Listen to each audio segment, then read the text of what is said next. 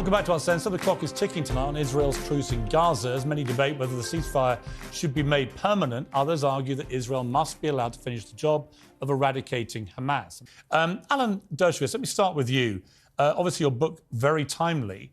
I've spoken a lot in the last couple of months of the moral quandary I feel about what is going on in Gaza. I have no moral quandary about what happened on October the 7th. It was an appalling terror attack. I have no quandary about Israel's right and duty to defend itself. The quandary I have is whether what is going on in Gaza is a proportionate response given the massive civilian death toll and given that so many of them are children. Do you understand that moral quandary, and what is your response to it? I fully understand it, and I blame it 100% on Hamas, which uses children as human shields. It has a strategy. Its supporters call it the CNN strategy. I'm more direct. I call it the dead baby strategy. What Hamas does is they kill as many Israeli Jews as possible, knowing that Israel is going to have to respond by going after their commanders, their tunnels, and their rockets. And so they hide their commanders, their tunnels, and their rockets among babies and children and civilians. And then when Israel responds and tries to conduct a military operation to prevent recurrence of these barbarisms, they bring the dead babies in front of CNN and the New York Times. And the world, of course, sheds tears, as we all shed tears whenever we see a dead baby. And the world turns against Israel. And then Hamas does it again and again and again. It's been doing it for 20 years with great success because the media plays into it. So there is a great moral quandary. But, if I were to rob a bank and hold you, Piers, as a hostage, and then start shooting on the police in an attempt to stop me from shooting, or accidentally to shoot and kill you, under British law, under American law, under Sharia law, the responsible person is not the person whose bullet killed the hostage. It's the hostage taker who's guilty of murder. Okay. So, yes, there's a moral conundrum, but Hamas is responsible for causing it. Okay. Omar Badr, there's no doubt that the scale of what Hamas did on October the 7th was so overwhelming and horrendous that Israel was always going to respond like this. Hamas knew that. And I guess my question off the top to you is, how did that serve the Palestinian people? How does what Hamas did and the scale that it did it, knowing what the response would be, knowing thousands of innocent Palestinians would die very quickly as a consequence, as well as people in Israel, how did that help the Palestinian people? I think there's a bigger question here as far as context is concerned, which is that the single biggest terrorist organization in all of Palestine and Israel is known as the Israeli government. And the military wing of this terrorist organization, which is Orwellianly named the Defense Forces of Israel, has engaged in massive war crimes for decade after decade against Palestinians, engaging in the mass killing of Palestinian civilians, in land theft, in denial of water. Just the list of atrocities goes on and on and on. And if we want to just go by a timeline, a question might be, why did the terrorist government of Israel think it can impose decade after decade of occupation and siege on Palestinians and deny them any prospect for a better future, and not think that there's going to be a reaction of sorts? So we have this a little bit backwards. We have this arbitrary starting point of an attack by Hamas, which, had it been confined to military targets, could have been construed as an act of legitimate resistance. But because it also included attacks, horrendous attacks on Israeli civilians, obviously these kinds of acts are indefensible. But ultimately, we are talking about a situation in which Israel is initiating violence, in which Israeli terrorism dwarfs anything that Hamas has ever done. And we're watching that even expand to a more monstrous scale.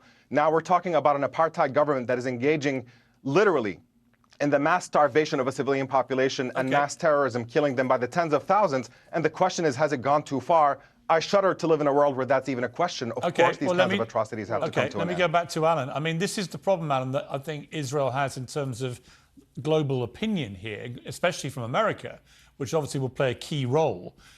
If, as the report suggests, once this temporary pause is over, they start barreling through the south of Gaza, it does beg the question, well, what is going to happen at the end of this? Is the military plan to simply level the whole of Gaza to the ground with perhaps 50 to 100,000 or more civilians killed in the process? And is there any guarantee of two things? One, that you actually get rid of Hamas by doing that, Because at the moment, they can't say, I've already interviewed Israeli government spokesmen, they can't tell you how many Hamas terrorists they've actually killed. They don't know, right? And it may be they've all disappeared. But is that part of the military plan? And if it is, what's the plan after this? What happens to all the displaced Palestinian people? They've got no homes to go back to. And how do you avoid the obvious, in my opinion, consequence of this, which is just a massive increase in radicalization from all those who've seen their relatives blown to pieces?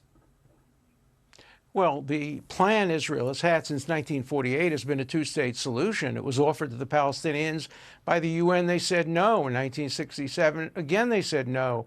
In 1990, in 2000, 2001, 2007, in Gaza, they ended the occupation, and then Hamas, by a bloody military coup, took over. I haven't seen a single sign of protest calling for a two-state solution. Hamas is against the two-state solution in its charter. It wants to eliminate Israel completely from the river to the sea. Palestine will be free. Free of what? Free of Jews. And then the signs also say, we want to clean the world of Jews. That's what the Nazis said. They called Jews dirty and vermin. So the answer has to be a two-state solution and a peaceful two-state solution. But you can't have a two-state solution with Hamas, because Hamas's charter is against it. Maybe the Palestinian Authority, yes. So I'm in favor of doing what the United States did after the Second World War. They totally destroyed Nazism.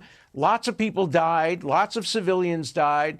But there wasn't an increase in radicalism. The German people realized that getting rid of the Nazis was the best thing that could happen to the German people. Okay, let me take that point. And I'm hoping that the Palestinian people will realize that the same thing is true. If Hamas is ended, the Palestinian people have a great future. Gaza can be Singapore in the Mediterranean instead of a place where terrorism thrives instead of feeding hungry people. Omar, I mean, do you believe there's any future for Gaza that involves Hamas at this stage?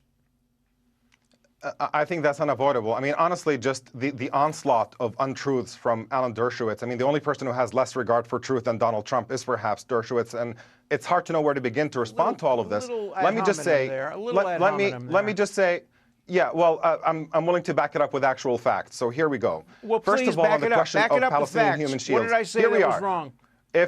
Let me point it all out to you. Here, listen up.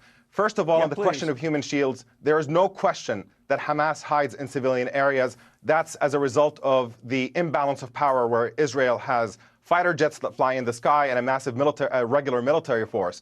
But the issue of human shields, the definition of human shields is holding civilians against their will and putting them in front of you in combat to deter enemy fire.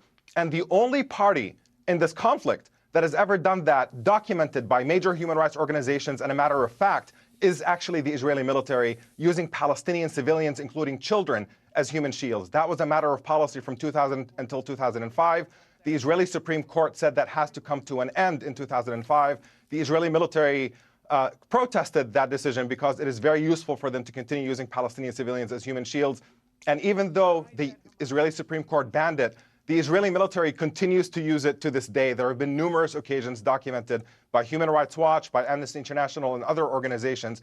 And it tells you what this lie is ultimately about. Because if it is true that Palestinian militants do not care about the lives of Palestinian children, then what is the point of the Israeli military using Palestinian children as human shields when they are in these confrontations? So that is simply a lie. They don't use them. That's a lie. They just don't use them. It is gaslighting to blame Palestinians for their own deaths. Okay, let me get a final quick response, please, Alan. A quick response, Alan. If the Palestinian terrorists put down their arms, there would be peace. If Israel put down its arms, there would be genocide of the kind that occurred on October 7th. Israel cannot put down its arms, because we know what Hamas did on the 7th, they would have done to every Israeli if they had the ability to do that. Okay. And that's why Israel must rid itself of Hamas. And that will benefit the world, and that will benefit the Palestinians, and that will lead to a two-state solution, which is not what my distinguished opponents want. The two-state solution argument is nonsense. Throughout the entire so-called peace process, when Israel was pretending to be engaged in a peace process, support for Palestinian violence simply disappeared. And in spite of that, Israeli land theft continued unabated building more and more settlements Disappear. throughout That was the the entirety of the Intifada. West Bank. Gentlemen, The we've run out of time. I'm resulted- sorry. No, The that is leading up to Intifada the occurred Intifada. right after the offer of Gentlemen, a two-state Yes. solution. Gentlemen, What you're I have saying to leave is it a there. Israel has no total interest lie. in allowing Omar, Palestinians Alan, to be free I'm or sorry. establish a state. We've run out of time. I appreciate you both joining me. It's an important debate. We'll keep having it. Thank you. Please, both of you, come back again. I appreciate it.